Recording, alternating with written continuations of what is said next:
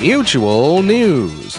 Day 2 of the pilot strike against Northwest Airlines. Company spokeswoman Marta Laughlin says as the strike goes on, passengers will suffer. As we fill up those seats that other airlines are offering us and don't have opportunities to put people on airplanes anywhere in the system, that's where we're going to run into a problem with people not getting to where they need to go. Many Northwest pilots have been flown back to their home bases courtesy of the airline.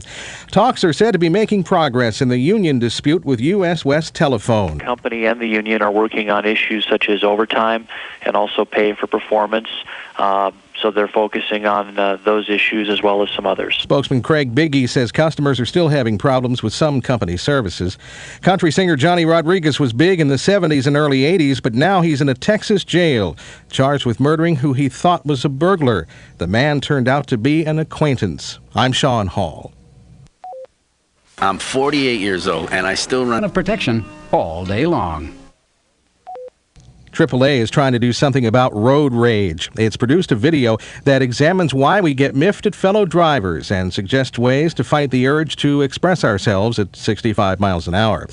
Martha's Vineyard is just a memory for President Clinton, who heads back to Washington later this morning. After ending his vacation, the president leaves for a summit in Moscow, a risky trip to a country in the middle of an intensifying financial crisis.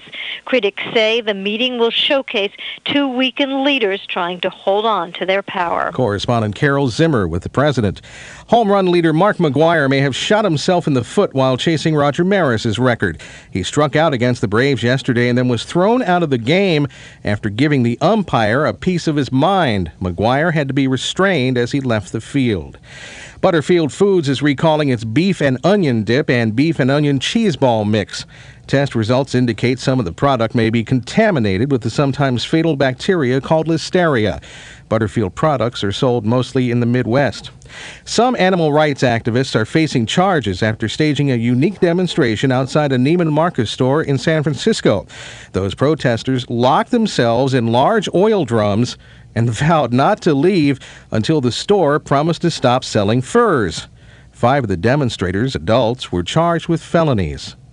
This newscast marks a sad moment in the lives of many people. It is the last hourly show produced by this network's Washington News Center. Starting next hour, most if not all newscasts will come from New York City. As a listener, you won't notice any difference. But for those of us who spend a lot of time here, sometimes entire careers, it is truly the loss of a loved one. If someone ever decides to write a book about working here, it goes without saying they'll have volumes of memories to work with. With news, I'm Sean Hall.